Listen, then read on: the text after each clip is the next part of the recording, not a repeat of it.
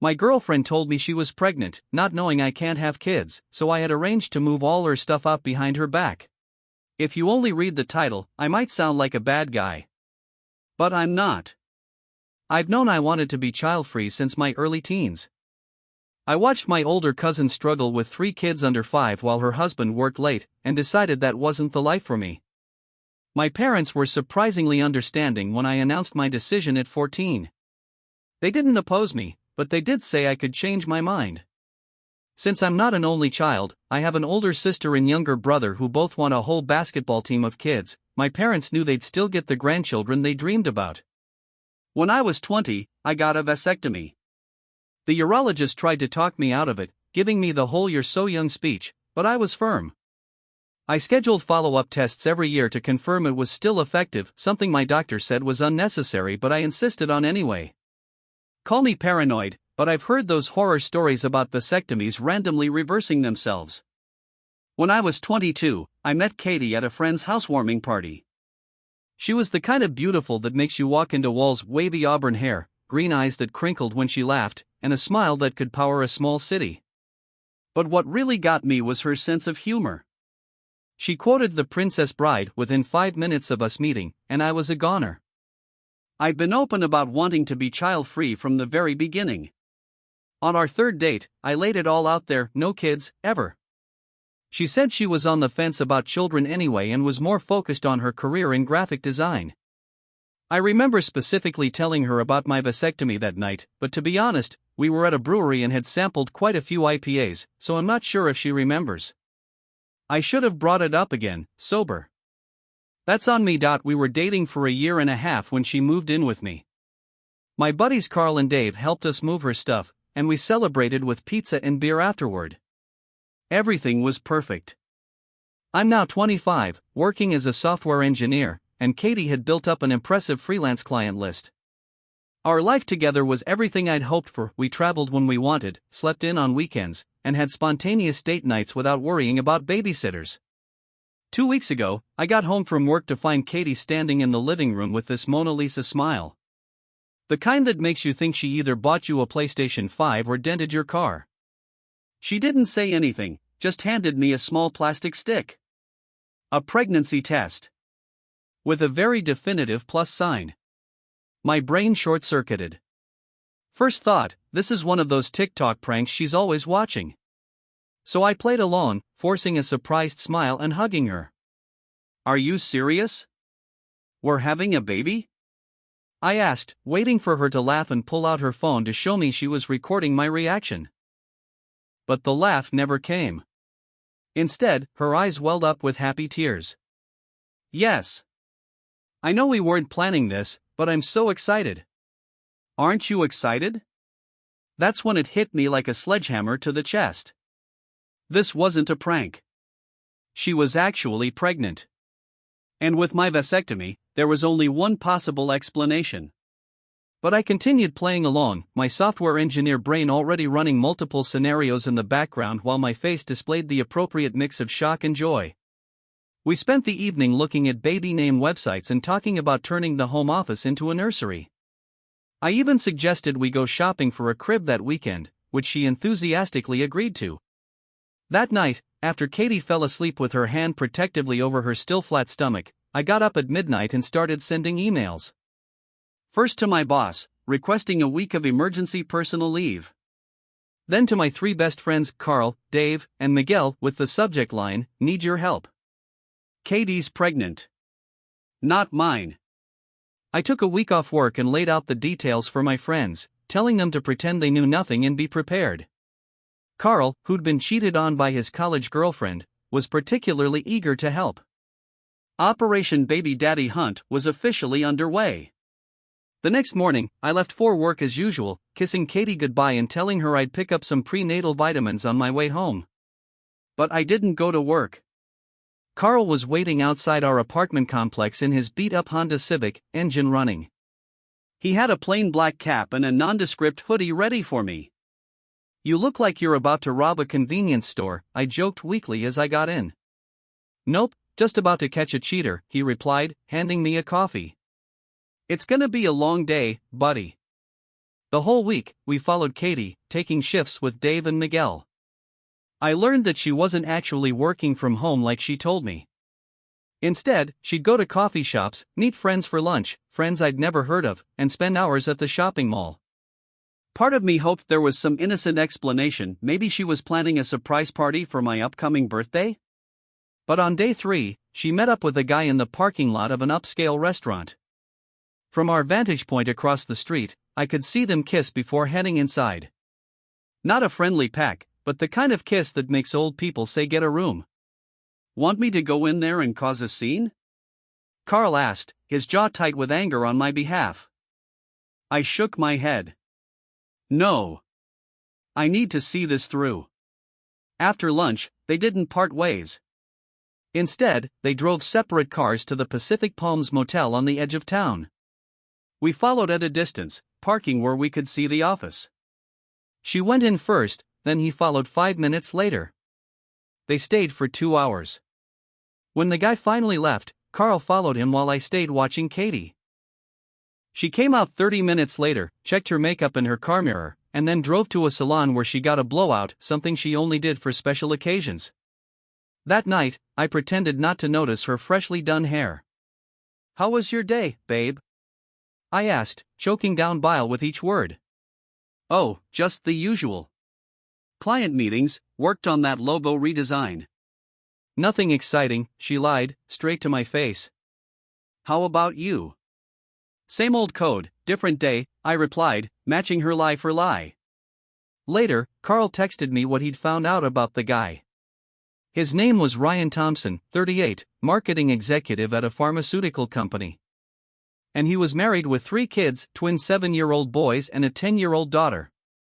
Carl had followed him to a large house in the suburbs where a woman and children greeted him at the door with hugs. The plot thickens, Dave said grimly when we all met at his garage the next day to compare notes. What's your plan, man? I had been thinking about it all night. I want to end this with a bang. Something she'll never forget. Miguel, always the most level-headed of our group, raised an eyebrow. You sure? Clean breaks are usually better. She's trying to pass off another man's child as mine, I said, my voice harder than I intended. There's nothing clean about this break. We devised a plan. I convinced Katie to go to her parents' house to tell them the good news that Saturday. Her family lived about an hour away, which was perfect. While there, I gave my friends the keys to my home. At Katie's parents' house, we had lunch with her parents and siblings first, her older sister Jane with her husband, and her younger brother Tyler.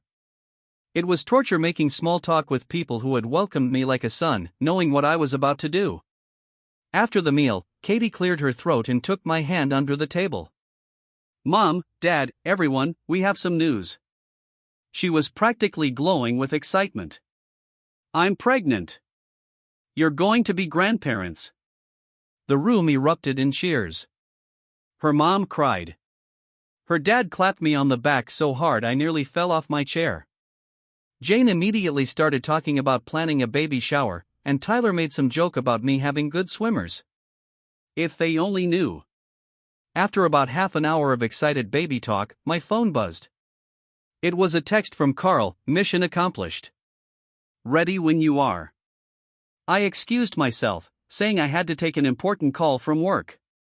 When I returned, I asked if I could make an announcement of my own. Katie looked confused but smiled encouragingly. I pulled her to stand beside me in front of her family.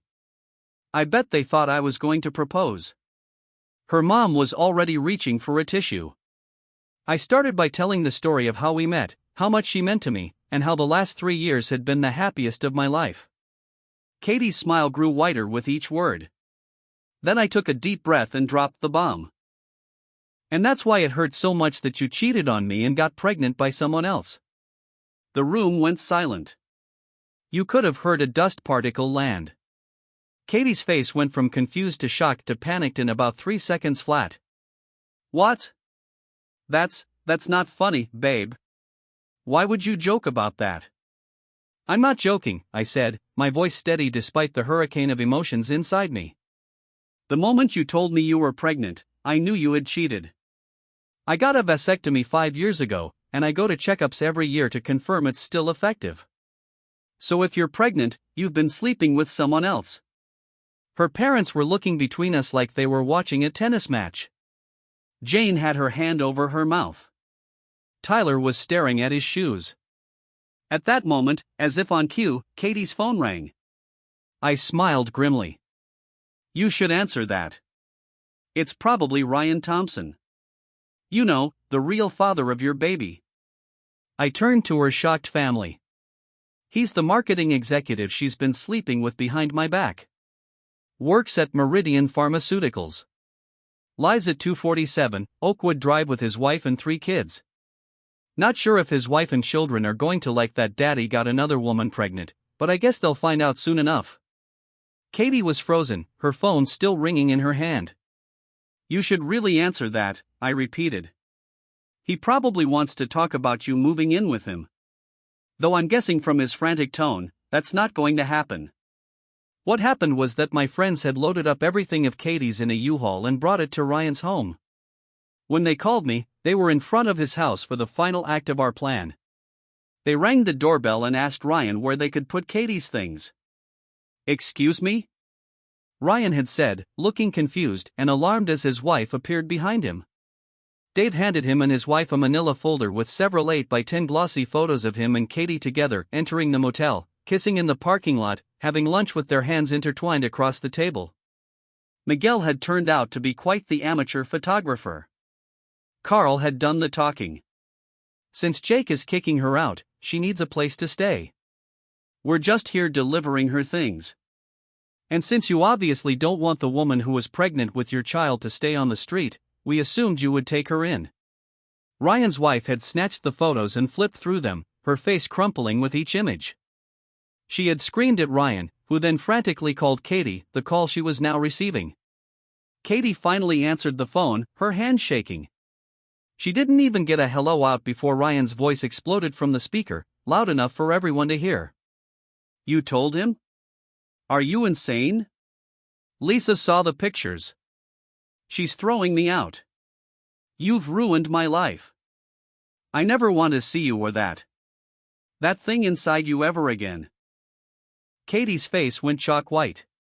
She tried to stammer out a response, but Ryan had already hung up. I turned to her shell-shocked family. Oh, so his wife doesn't want his mistress and their affair baby living there. Shocking. I looked at her parents. So I guess you'll have to stay here. With your parents. With that, I walked away, leaving a crying Katie and her confused and angry family behind. My friends brought the U-Haul with her stuff to her parents' house after Ryan refused to accept it, dumping everything in their driveway like a sad garage sale of betrayal. I went home where my sister Amber was waiting for me. She knew everything, not part of my initial plan, but Carl had called her knowing I'd need support afterward. This whole revenge scenario looked great on paper, but the reality of executing it left me hollowed out. I broke down the moment I saw Amber, ugly crying in my big sister's arms like I was 8 years old again after falling off my bike. She stayed the weekend, cooking my favorite meals, keeping me supplied with beer, and letting me alternate between furious rants and heartbroken sobbing. She even confiscated my phone when I got drunk Saturday night and almost texted Katie. Trust me, you'll thank me in the morning, she said, hiding my phone somewhere in her purse. She was right. I woke up Sunday with a hangover but no regret texts sent. Small victories. It's been a week since I dumped Katie at her parents' house. My boys cleaned out my home and brought everything of Katie's to her parents. But because I didn't have time to mark everything that was Katie's, the boys didn't take everything that belonged to her. And they even took some things of mine. In their enthusiasm, Carl had packed up my tablet and a box of vinyl records that had belonged to my dad. Dave accidentally grabbed my favorite hoodie from college, and Miguel, bless his heart, had somehow packed my toothbrush and razor. At least I hope it was accidental, the alternative is too weird to contemplate. So I called Jane, Katie's sister, to arrange a meeting to exchange our belongings. Jane had always been the most level-headed of the family, and I figured she'd be the least likely to try to stab me with a kitchen knife. She's a wreck, you know, Jane said over the phone, her tone somewhere between accusing and understanding. Yeah, well, so am I replied, not wanting to get into it. Jane agreed to the exchange under one condition: a sit-down with Katie to hear her out. I would have just left everything there. Who needs a tablet and records when your entire life has imploded? But the tablet had some pretty important work projects that weren't fully backed up to the cloud. Classic rookie mistake. Never trust the cloud or your girlfriend, apparently. So I reluctantly agreed to hear Katie out, but I made it very clear to Jane that there was no chance of us getting back together. Not even if she sprouts wings and poops rainbow ice cream. We're done. Fair enough, Jane sighed. But she needs closure, and frankly, so do you. The meeting was set for the next day at a neutral location, a coffee shop equidistant from both our places. I arrived early, ordered the strongest coffee they had, which turned out to be something called Death Wish that made my eye twitch, and sat at a corner table with my back to the wall. Sun Tzu would have been proud of my defensive positioning. Katie arrived 5 minutes late, which was unusual for her. She was typically pathologically punctual. The first thing I noticed was that she looked like hell. Her normally perfect hair was pulled back in a messy ponytail, her eyes were puffy and red-rimmed, and she was wearing an oversized sweatshirt that looked suspiciously like one of mine that must have escaped the Great U-Haul Exodus. She was a shadow of her former self, which gave me a brief moment of satisfaction followed by an unwelcome pang of concern that I quickly squashed. Don't you dare feel sorry for her, I told myself. She made her bed, and Ryan's, now she can lie in it. Hi, she said softly, sliding into the seat across from me. Your stuff's in my car, I replied, not bothering with pleasantries. Where's my tablet? She reached into her oversized purse and pulled out my tablet, my hoodie, and a small stack of vinyl records. The toothbrush and razor are in there too, she said, pushing a small toiletry bag across the table. Though I'm not sure why you'd want them back. Miguel works in mysterious ways, I muttered. There was an awkward silence, broken only by the coffee shop's overly cheerful indie folk playlist. Some bearded guy with a ukulele singing about falling in love. Perfect. Katie started with small talk, the weather, how her cat was adjusting to her parents' house, a new coffee shop that had opened near her office. I didn't bother to play along and waited for her to get to the point. Finally, I cut her off mid-sentence about the rising cost of oat milk. I'm not here for that, Katie. She took a deep breath. I want to apologize. What I did was inexcusable, Anne. Here is where I almost lost it. I wanted to yell at her for destroying our relationship. I wanted to scream that I can't accept a simple sorry for obliterating 3 years of trust and love. I wanted to flip the table and storm out, or maybe throw my Death Wish coffee in her face and say something cool like they do in movies. But I didn't yell. I didn't flip anything. I was quiet. I didn't accept the apology, I also didn't reject it. I just said nothing and stared at her with what I hoped was a completely neutral expression. Like a human screensaver. The silence stretched between us like taffy, getting thinner and more uncomfortable with each passing second. Katie finally broke it. Aren't you going to ask why I did it? I sipped my coffee, still staring at her. There's nothing you could say to justify what you did. So it doesn't really matter which excuse you've come up with. She flinched at the word excuse but pressed on. I really thought the child was yours because we weren't using protection. She glanced around to make sure no one was listening and lowered her voice. I know you said you had a vasectomy, but I thought maybe. I don't know, that it had reversed itself or something. I read online that it happens sometimes. So you just assumed my vasectomy magically failed, even though I get it checked every year? I asked, my voice dripping with sarcasm. And you never thought to, oh, I don't know, tell me about this miracle baby before announcing it to the world? I wanted it to be a surprise, she said weakly. And I was hoping that even though you always said you didn't want kids, you might change your mind once you knew I was pregnant.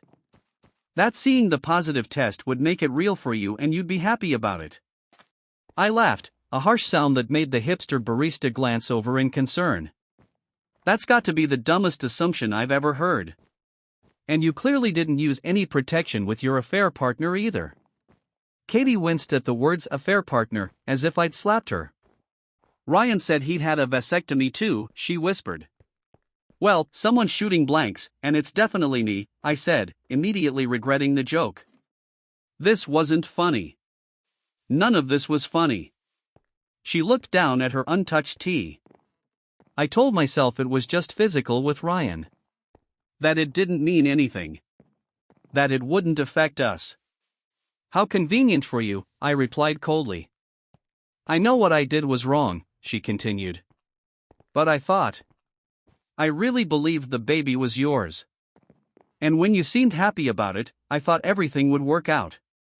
That I could end things with Ryan and we'd raise our child together and you'd never have to know about my mistake. Mistake? I echoed. A mistake is putting salt in your coffee instead of sugar. A mistake is taking the wrong exit on the highway.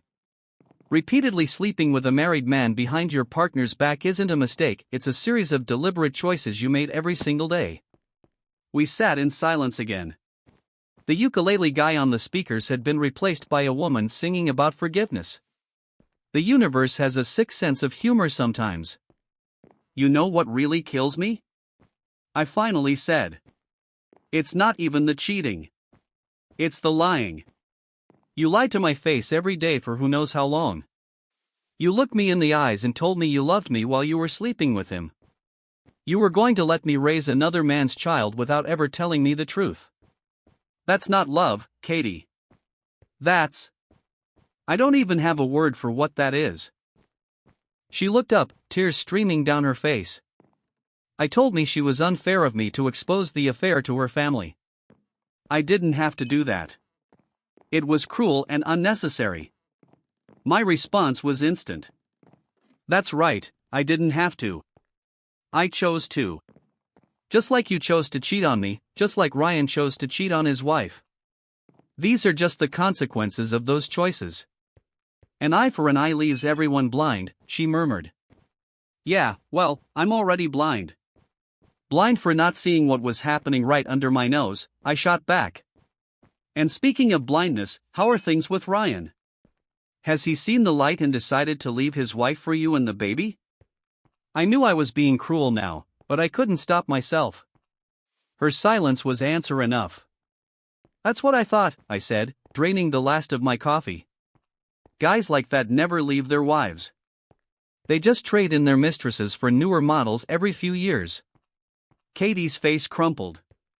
He blames me for everything. Says I trapped him. Imagine that, I said dryly. The married cheater doesn't want to take responsibility. I'm shocked. Truly shocked. She wiped her eyes with a napkin. I know this is going to sound crazy, and you have every right to say no, but if I were to. She took a deep breath. If I decided not to keep the baby, would we? Is there any chance for us? I stared at her, genuinely stunned. Are you seriously asking if I'd take you back if you got an abortion? She nodded, a desperate hope in her eyes that made my stomach turn. Keeping or aborting the baby wouldn't change your betrayal, Katie. That ship has sailed, hit an iceberg, and sunk to the bottom of the ocean. There are no survivors. We are not getting back together, not now, not ever. What you do about the pregnancy is entirely your choice and has nothing to do with me. I was done. I'd heard her out, she'd given me my stuff back, and she hadn't told me anything I didn't already know or suspect. So I got up and gathered my belongings, tucking the tablet and records under my arm and pocketing the toiletry bag. I was almost to the door when she called out, I love you. I turned back, seeing her there with mascara streaking down her face, looking small and lost in my old sweatshirt. For a split second, I remembered the girl who had quoted The Princess Bride at that housewarming party, the girl who had made me laugh until my sides hurt, the girl I had thought I'd spend my life with. But that girl was gone, or maybe she had never existed outside my imagination. No, you don't, I said quietly. If you loved me, you would never have betrayed and hurt me like you did. I loved you, but you destroyed that too. With that, I left, the little bell above the coffee shop door tinkling merrily as if to mock the gravity of the moment. Behind me, I could hear her sobbing, but I didn't look back. In movies, the hero always looks back. But this wasn't a movie, and I wasn't feeling particularly heroic. Later that evening, as I was setting up my newly recovered tablet, I received a text from an unknown number. It was Ryan Thompson's wife, Lisa. I don't know if this is the right number, but if you're the Jake who was dating Katie, I wanted to thank you for exposing what our spouses were doing. It hurt like hell, but I needed to know the truth. I've filed for divorce and full custody. I hope you're doing okay. This isn't a come on, by the way. Just one betrayed person checking on another. We're in a pretty exclusive club now. I wasn't sure how she got my number, probably from Ryan's phone, but I appreciated the gesture. I texted back a simple hang in there with a thumbs up emoji, which felt inadequate but was the best I could manage. I've also learned through the grapevine, aka Miguel, who has mysteriously remained Facebook friends with Katie's brother Tyler, that Ryan has been kicked out of his house and is staying at the Pacific Palms Motel, poetic justice at its finest.